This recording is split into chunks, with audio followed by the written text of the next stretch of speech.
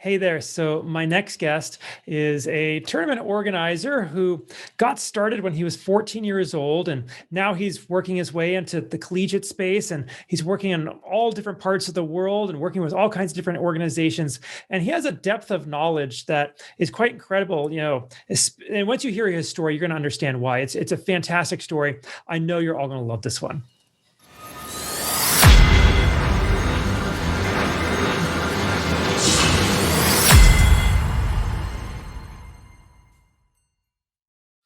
Hey there, everybody. Welcome back to the Gamerpreneur podcast. I'm your host, Dr. Bradford Carlton.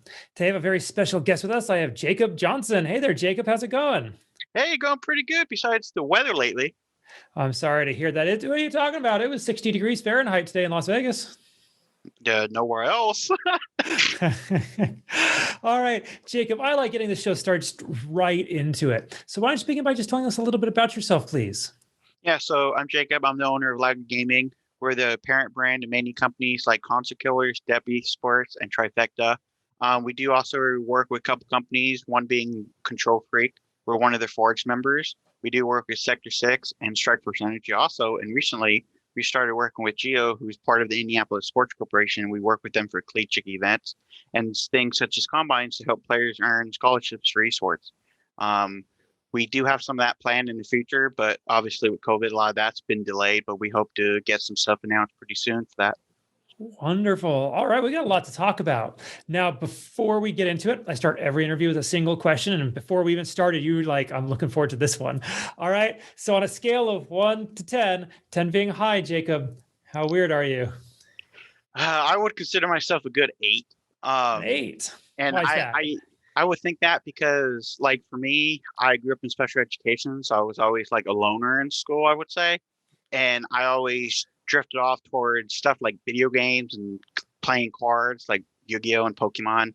I still collect a bunch of cards, but like I started out very young doing that, especially when I hosted my first tournament out here in Nashville. I was only 14. I was younger than pretty much everyone who was playing in my tournament, and I always get weird eyes. I still get weird eyes for it since I'm on the younger side, and I like to think of that like, hey, like if I can do it, anyone can. Especially with me helping college esports now. Anytime I host tournaments and the parents see how young I am, I can usually be like, hey, like no matter how old or young you are, you can still do it. Especially when they're bringing in kids who are my age when I started, I can usually tell them like, hey, this is what I was doing back then. This is what I'm doing now. Like it's kind of a pathway that kids can take, thankfully. Absolutely. Wonderful. All right. This is the Gamerpreneur podcast. So I do need your gaming cred. When did you first start playing video games? Probably when I was like 8, playing the old Counter Strike back before you couldn't really even jump in the game. And when we had Condition Zero, where you only play against AIs, not other online players. Played a bunch of old games like Brain Bread, Empires, a bunch of those older Steam games that you really don't see people play much anymore, sadly, outside of like a Saturday where you get like 5 people and you pretty much know there's 5 people your whole life because that's the whole scene. Uh, and then slowly moved into like Call of Duty and the more modern titles as I got older. Nowadays, it's mainly single player games like Assassin's Creed, Watch Dogs, that kind of stuff nowadays. All right. Wonderful. All right. What do you play today? Um, Soon I will be starting a new Assassin's Creed game, so I'm very excited to play Valhalla. I get really deep into the Assassin's Creed lore, same with the Watchdog lore, so I'm excited, especially with the new consoles being out now. We get a lot more of the sequels and the trilogies, and get to continue a lot of these stories. I'm excited for that. I've been playing Odyssey for the past 3 months, and I haven't beaten the main story yet just because I have to 100% it. I have to see everything. Oh, I did that for sure. My Ubisoft account is max level because I have 100%ed every canon Assassin's Creed game. I love it. All right. If you had to pick one game, though, as your all time favorite, which one would it be? Man, I like sentimental reasons. I would have to pick Call of Duty Ghost. Even though that's not one of the best perceived Call of Duty games, that's the first one I took competitively, the first one I hosted tournaments for. So, like, that would have to be my favorite game just because that's where a lot of my stuff started with both competitive as me playing and me hosting events. So, even though it's not the best Call of Duty game, it's probably one of my favorite games. All right, wonderful. I love it. Now let's get to the preneur part because that's what the show is really all about. You said you started when you were 14. Hmm. All right. Can you kind of walk us through like why did you decide to get into this and like give us your professional background that led you to today? Yeah, so obviously I started hosting events. I was in high school. I was saving up my lunch money to go to a LAN center out here, which sadly is closed nowadays now. But I would go there on the weekends. I would meet people who were playing in other kind of games like Smash Brothers and other titles, and slowly moved to wanting to host tournaments and talking with the owners there.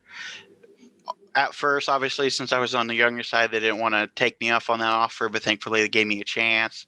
And slowly building on that, hosting events, I had a bunch of top players like Kenny, ABC, players you see in the CDL now, coming to my events and slowly grew them as I was still in high school. And that helped me get in connections with companies like Sector 6 and Control Freak, who are more name brand esports companies. So I've just been slowly building off of that, especially now in the past year and a half ish. I've been working with colleges and college esports being on like that big like grow up right now, especially with COVID making everyone play online and you see more audience coming to esports. So I've just been slowly building off the back of that.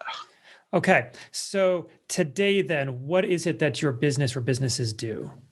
Yeah, so obviously now I can't really host in-person events due to COVID. I've been working a lot with online events.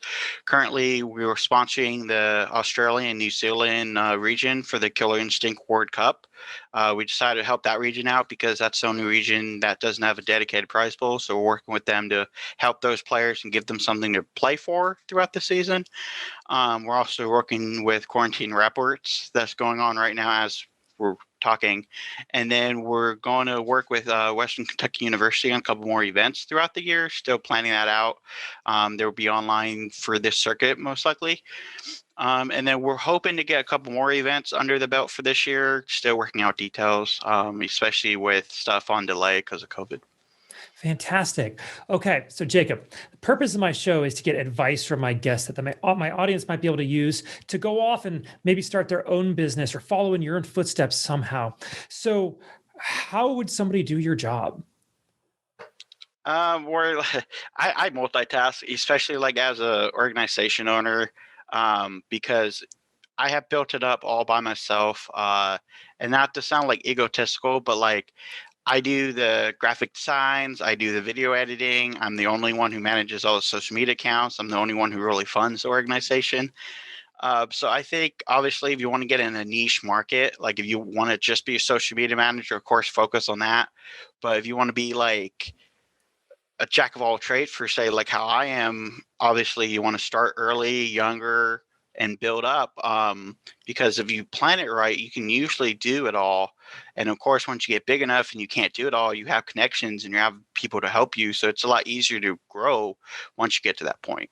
All right, wonderful. And how did you learn how to do this all? Was it the School of Hard Knocks? You just got a task and you had to figure it out, or did you like study the School of YouTube? What's up?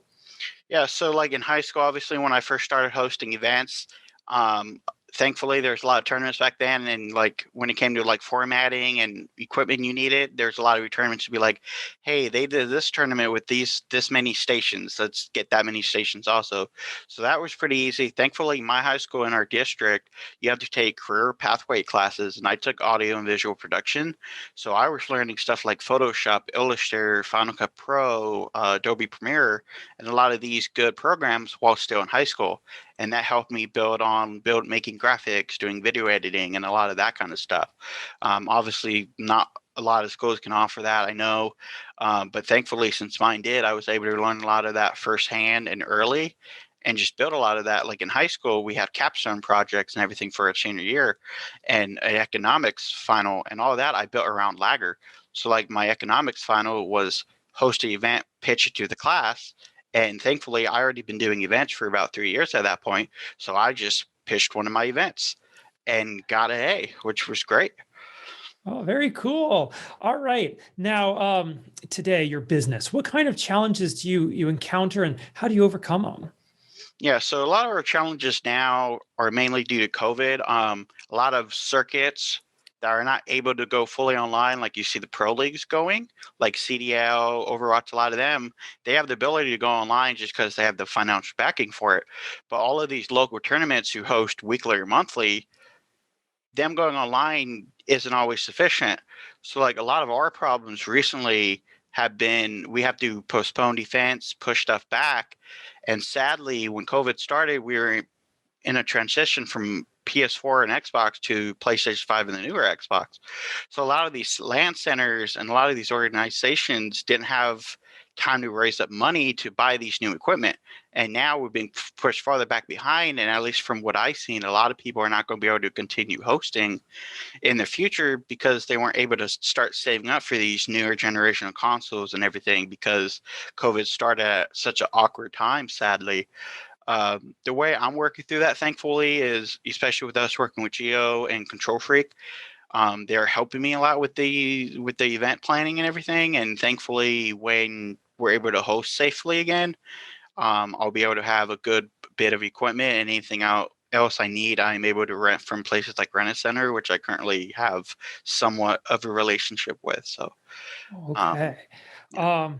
So then where do you go from here? Like, I know COVID is in the way of everything, but once that's gone, like, where's your business going to go? Yeah, so especially right now, EV, like when COVID started, I started leaning towards collegiate esports because that's one of the things that can still run at full capacity. And because everyone's watching and everyone's playing online, it's growing a lot faster than it would normally. So I think going forward, I really want to dive in deeper into the college esports scene. We do have plenty of players who attend colleges, and a lot of those colleges I work firsthand with, whether it's helping them with events, helping them with funds for certain tournaments or fees for anything like that. I want to be able to help more schools like that. I think my end goal, at least with or like short term goal, would be to partner with like NACE or one of these big college associations and basically lend a hand where I can. That's what I'm currently working on. So I think short term, that's where I want to end up. Long term, I would hope to someday get the financial backing to make like a college association of myself and build upon that. Which I'm working towards, but obviously that's long term, so it's going to be a few years at least. Absolutely. All right. Now, Jakob, you know this. There are so many people trying to get into esports. Like people just are dying to get into this space. And you were able to pull it off. Like you started young, but you were able to do it. And so I'd like to ask, what makes you different from all the masses who are trying and they just can't figure it out? They're just not able to. Is it a unique skill, a unique talent? What makes you special? I think what helped me is going back to when I was in school and I took audiovisual production. So I was able to learn Photoshop and a lot of these much needed skills for esports early. And a lot of those programs are normally hundreds of dollars per year, which a lot of people can't afford. And a lot of people don't have the chance to learn that in school. So that plays a big role. That helped me a lot. And I know that nowadays, especially me hosting events early on, people like that LAN center giving me a chance, me being able to take all these classes in high school, which people normally would not be able to take. And like I do know that a lot of my success, especially early on, came from having that, like getting lucky enough to be in those positions, which a lot of people don't have, sadly. But I think now with the internet getting more friendly, colleges jumping into esports and that kind of stuff, I hope we get to see a turn in that. So in the future, people are able to start as young as I am, better off. Beautiful. All right, Jakob, I want you to go back in time with me, back to when you first started this. And if you could go back to little Jakob back then, and you could tell him all the ups and the downs, all the things that you've learned, all the challenges and struggles you had in order to make it so he could do it bigger, badder, faster than you could have. All right. What would be the one thing he absolutely needs to understand? Ooh, I think one thing that hurt me early on, especially with event hosting, is I didn't focus too much on the content I was producing outside of hosting the event. So I would go back and say, hey, we need a stream. We need YouTube clips. We need like production outside of just the tournament. We need player interviews. We need all that kind of stuff. Because early on, I would say probably in the first 2 years, obviously I was taking photos and everything, but we had little production wise for a stream, we didn't really have clips or highlights and that kind of stuff. Later on, we got that. But I feel if I was able to put on like a bigger and better stream, bigger and better production, like besides just hosting the event itself, it would help a lot, especially with the players who I had back then who are now in the pro leagues. Wonderful. All right. Where do you see esports being in 5 years? I hope better. I think we're in for a big shift. Like my unpopular opinion here. So collegiate esports, a lot of people want it to go in the direction of the NCAA and want it to be a regulated esports, which is it is in a few states. That just varies based on your state. But a lot of people want it to lean towards the NCAA and being recognized fully as like a Division 1, 2, or 3 esport. And I don't necessarily see that as a good thing. And the only reason I think that is from the courses I took at the University of California, Irvine, and all the regulations that the NCAA has. Once they recognize esports, a lot of these schools are going to have to start offering health benefits, offering full funding, offering dental facility, all of these things. And realistically, the amount of schools now that have that capability is maybe not even 1% of the total colleges. The majority of the colleges you see now are clubs. They're not programs recognized by the school. So if the NCAA and these organizations stepped in, all of these schools wouldn't be able to afford it and would have to drop it. So then all of these schools are in the middle ground. There are actual programs recognized by the colleges and ones who host events. A lot of those schools would not have the money, the backing, or maybe the motivation to want to bump it up because the NCAA took over, and then all of these programs would be gone. I now later in the future, sure, once we get more colleges up there, but like right now, I would say easily 90% of these esports programs at schools are clubs. They're not recognized programs. They're not supported by the colleges. So if the NCAAs force them to support esports, they might not, and that would hurt and put behind a lot of what would have been dealt with if it happens later in the future. Very interesting. Okay, Jacob, I want to talk about you a little more personally if we can. All right. So I believe that we learn the most in our life from our failures, not necessarily our successes. Because when you succeed, you may not really figure out what happened, right? You just did it. But if you fail, you got to take a look at it. You got to figure out what happened to be able to move past it and move forward to succeed the next time or however many times it takes. So I'd like to ask you, what do you consider your biggest failure in life and what did you learn from it? Esports wise, I would say early on because I didn't realize this until way later. I wish I realized it sooner, but going back, like talking to little Jacob, I would definitely tell him the content production because I know if I started the content production, I would have been able to build off the players who were at my events, build off the players I helped build their careers, and it would have launched me so much farther than where I am now.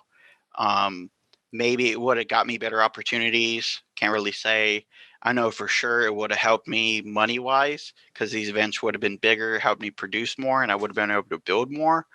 So I learned that the hard way when I was finally 18 and was able to like sign leases and get real venues, and I have to like go under the table to get venues because I wasn't old enough.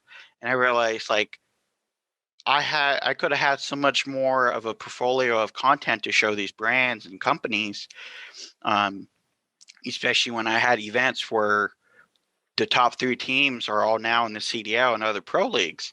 So I know that's one of my biggest failures is not realizing that I needed to do that sooner. Thankfully, I learned from that and I have definitely fixed that for future events and current events. So thankfully, I know that now. But yes, that's something I wish I knew beforehand. All right. Thank you for sharing. And on the flip side, what is something you're working to improve on yourself today? Uh, like right now, especially with me helping colleges, I realize that a lot of these colleges that want to join esports, they want someone with a degree rather than someone with knowledge in esports. And I hope that that changes because, like for me, for example, I would consider myself above average success wise in esports, especially at my age. But because I don't have a bachelor's, these colleges don't want to entertain someone like me helping them.